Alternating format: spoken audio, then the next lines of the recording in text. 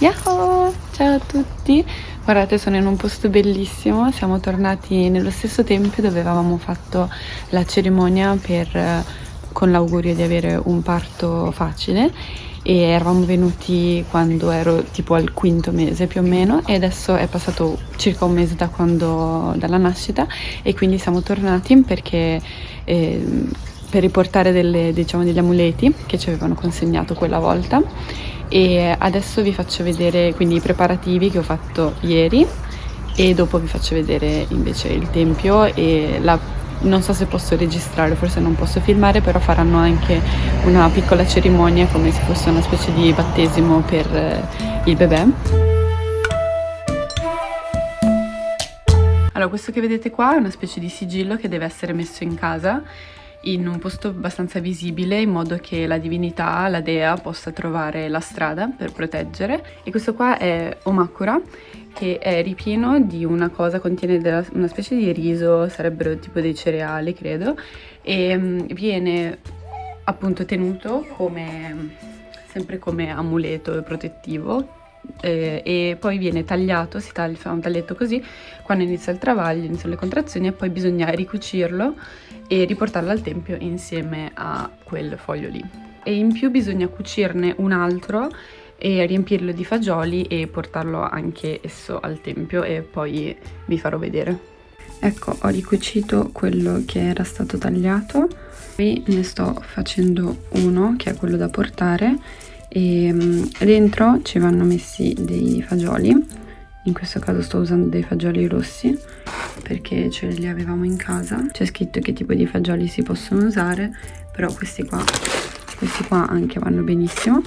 E ovviamente, come in tutte le cose giapponesi che sono precisissime, sul sito di questo tempio dove siamo andati c'è scritto come farne uno, c'è proprio il tutorial, sia scritto così con le immagini, tutto estremamente preciso e molto comprensibile, e poi c'è addirittura un video che fanno vedere come si fa. E possono essere di questi colori, o rosso, bianco, o giallo o azzurro, e siccome avevo questa stoffa azzurra in casa lo sto facendo con questo. Adesso lo chiudo e poi anche questo sarà da portare al tempio insieme a questo e insieme alle altre cose che ci erano state date.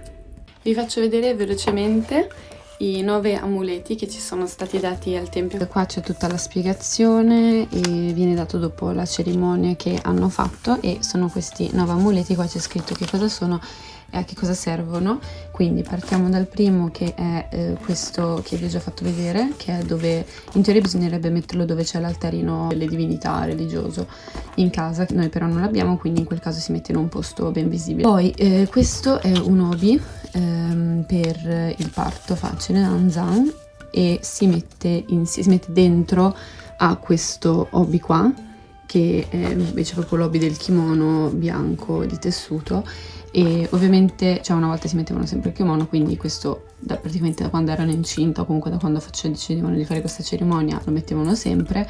Al momento lo puoi mettere tutti i giorni, lo puoi mettere sotto i vestiti, lo puoi mettere quando vuoi, insomma adesso le cose sono un po' più diverse. Il quarto è questo riso, dentro c'è del riso che deve essere messo insieme al riso solito che si cuoce, e niente, mangiare a colazione, così c'è scritto. Poi questi invece sono da legare ai capelli, questi invece sono da legare alle mani, al dito medio di entrambe le mani. Questo sempre nel momento del travaglio, quando si sta per partorire, e perché dia forza. Questa è una cosa da bere sempre nel momento in cui arrivano le contrazioni, ed è sempre per un parto veloce e facile. Questo è l'8º. È anche questo da bere, e questo sarebbe da bere dopo per non avere troppo perdita di sangue, e anche per un recupero più veloce. E poi infine questa omakura che vi ho già fatto vedere, insieme a una che bisogna fare come questa qua, con dentro i fagioli di grandi dimensioni e di piccole dimensioni, come buon auspicio per la buona crescita del bambino. Mi stavo dimenticando di farvi vedere che ci sono anche le bacchette da usare per mangiare il riso.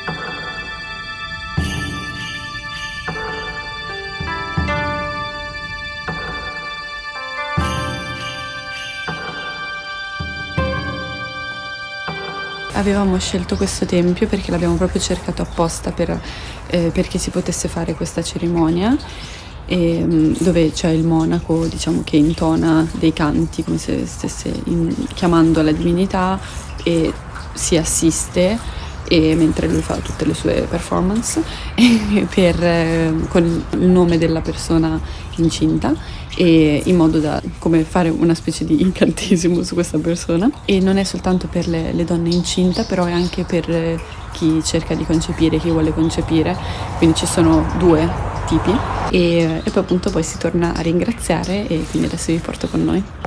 E ovviamente non è un tempio a caso, nel senso che è legato a una leggenda di una dea che ha partorito, si dice che, vabbè, la storia è un po' lunga e anche un po' complessa, comunque questa divinità ha partorito 3 figlie in una casa incendiata mentre la casa andava a fuoco, e quindi è, diciamo, appunto l'emblema di, nonostante qualsiasi cosa possa succedere, comunque il parto avverrà senza problemi. E dopo vi linko sotto, se riesco, sia il link della pagina del tempio, è tutto in giapponese però magari vi può interessare, e poi se riesco a trovare la parte di questa leggenda ve la scrivo sotto.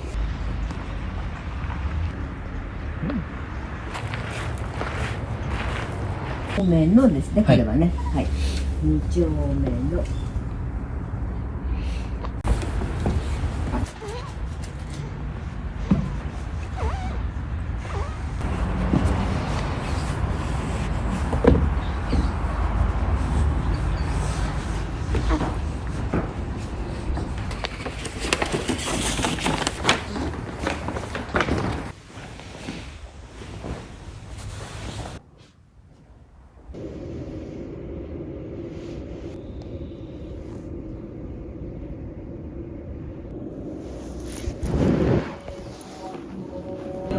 神社の大前かしこみも魔王さに命なまあらしめたま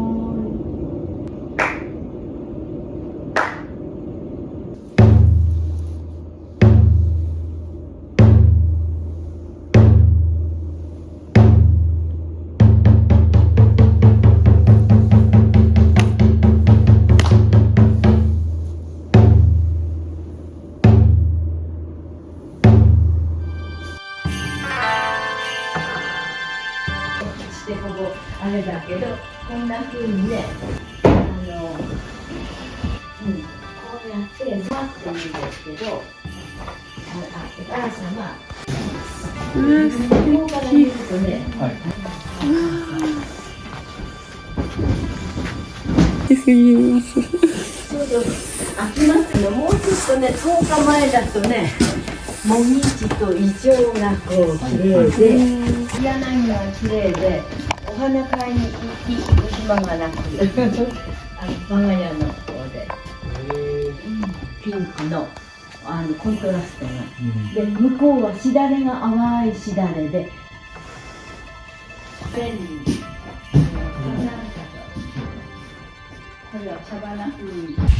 Ecco, abbiamo finito la nostra cerimonia e la signora del tempio, diciamo, chiamiamola sacerdotessa, ci ha spiegato un sacco di cose sulla storia di questo tempio, l'edificio, le cose che ci sono dentro, ci ha fatto un tour privato un po' particolare, e poi c'è questo giardino bellissimo. E quindi niente, è una giornata stupenda, stiamo facendo un po' di foto. In questo tempio tra l'altro fanno un sacco di eventi tipo di matsuri, quindi è bello anche venire a seconda delle stagioni. In primavera ci sono tutti i fiori di ciliegio che fioriscono, poi in autunno ci sono i momiji, quindi le foglie, quelle autunnali, insomma è veramente un posto stupendo.